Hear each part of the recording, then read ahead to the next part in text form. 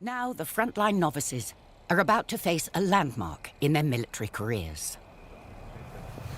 Hi mate, how you doing? So, this will be the first bomb drop. I know a guy like you has many behind him, but no mate, I'm looking forward to it. I think it's going to be a good laugh, so Sweet. We'll see how it goes. If I miss, I won't speak to you guys for a few minutes, so don't worry about that. Most British military action in recent conflicts, like Syria and Iraq, has involved aerial bombardment. But neither Chris or Liam has ever dropped a bomb before. It's a vital skill, so they must pass this lesson. We could be sent home at any point. That's what really gives you the desire to keep, working as hard as you can. It's an exciting first step for us. It's the first time for using the F-35 in the role that ultimately this is the type of thing that we're going to go into combat and do in the next few years. Straight in, slow! It's the job of the squadron's weapons engineers to prepare Chris and Liam's dummy concrete bombs for the practice run. All right, down! Engineer James is coordinating. I work everything from ejection seats to weapon loading. It's anything with explosives, really. If you drop it, can it explode? No. You'll just cause a damage to the floor. The junior pilots may have graduated from the fighter pilot school, but this is when it gets real. You need to be able to confidently drop munitions, be a bomb, fire a missile, so until you've had the practice and actually dropped one, can you call yourself a fighter jet pilot? I don't know.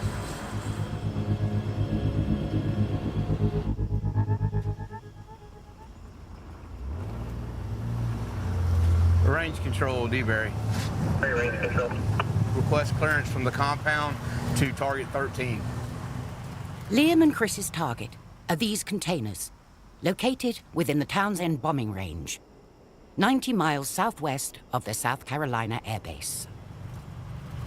My job here is a range inspector. I'm responsible for the target, the inspection of the target in the target areas. James has been working here for 6 years. The target is actually 2 shipping containers. We move them in different locations, and it's part of their testing, and it's part of their job when they go up and they fly to find the threat. So I basically play hide and go seek with the aircraft. Mace 3-2, Townsend. Air traffic controller Freddie has booked in the bomb drop for a specific time slot. Thank you, Foxtrot Kilo. For this sortie, Chris and Liam can't afford to be delayed. They'll run out of time for the booking. They'll need to use the jet's laser guiding system to hit the containers precisely. Should there be too much cloud cover, it won't see the target accurately, and the mission will be aborted. At the airbase, Liam will be the first to make an attempt. His instructor, Frenchie, is concerned about the weather. Last night they were forecasting quite strong southerly winds, which is going to not be great. It's time for Liam to take responsibility for his jet. We'll jump in the other weapon bay. And his payload. Ultimately, you are the last line in catching an error, so use the checklist because if anything goes wrong, it's your responsibility. Every time you're carrying weapons, there should be almost butterflies in the stomach. After 8 years training in the RAF, bombing rookie Liam now needs to prove to the squadron that he's able to accurately drop his payload on the target. The next time he does it will likely be for real. You know the responsibility that you've been gifted with, and it's just making sure that you do the best job you can and that the delivery is not only effective, but is safe. All the training we've been doing over the last 7-8 years has ultimately geared us towards taking the Lightning to war, to drop bombs, to investigate areas, to use the sensors, however they may be required. And that is not lost on us day to day. The £100 million jet is designed to be stealthy. It can sneak in with its arsenal of 6 missiles and 4 bombs and get out before it's noticed.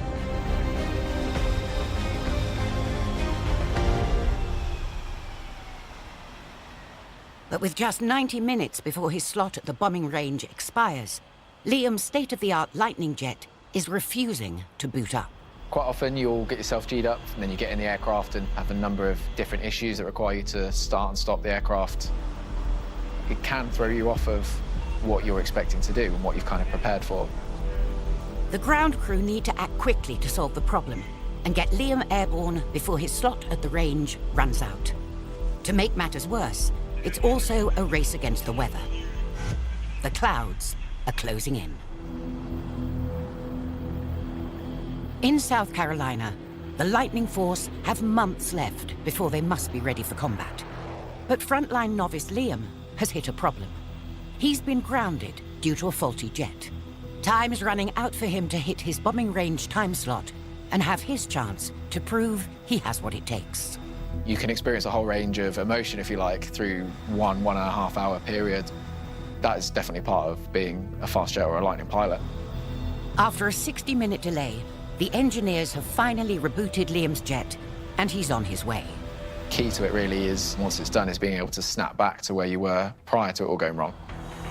Good. Liam now has just 45 minutes to fly the 90 miles to Georgia, find the target, and drop his weapon. His call sign is Swede. The Swedes were delayed because of their starter problems. We still have the area activated for them so they can utilize it. We got another set of F-16s coming in. They're also scheduled to use the airspace at this time.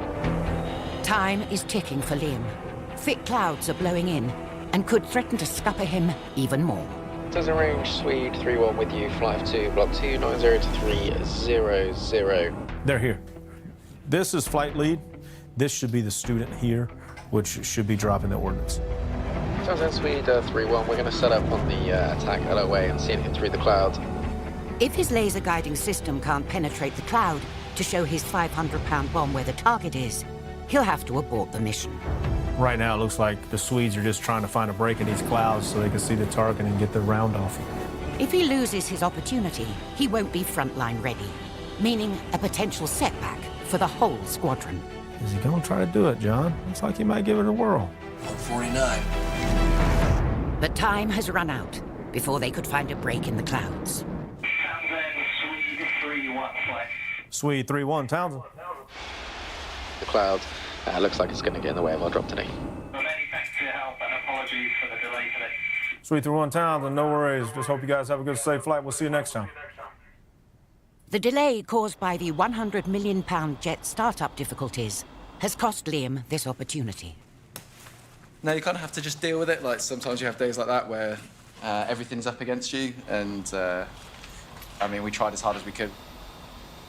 So yeah, complicated airplanes. So it's what it is. Hello. What's up? How are you? Good, how are You good to go? Good to go. Hopefully, combat novice Chris will fare better. I wouldn't say I'm nervous about it. I guess slightly apprehensive. Having a live bomb strapped to you is part of the job. It's good to have at least had the practice, because I guess the next time after this could be for real.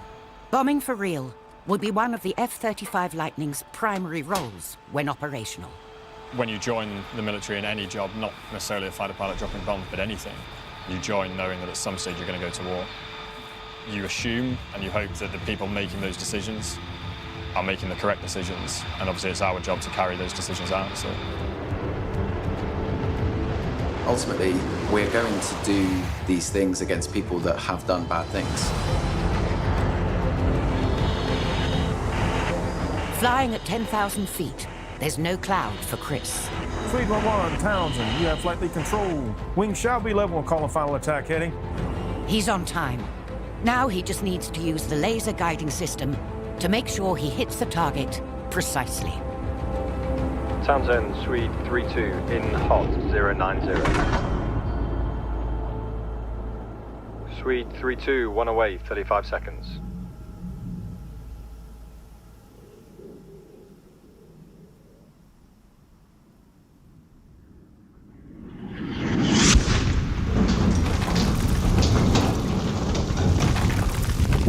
Chris's bomb has hit.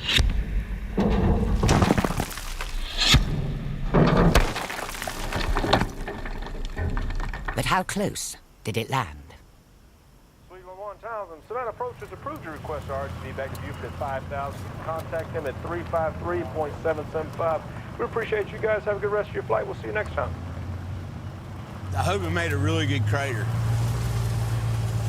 Big, nice one. Yep. Right there. Amazing, huh? If this was a house or a structure, the structure would no longer be standing. I didn't really think I'd be nervous beforehand, but I definitely felt the relief kind of as the bomb came off and then getting to see it go down and hit the right place. Afterwards, it was like, okay, cool, chill out, fly home. Definitely relieved.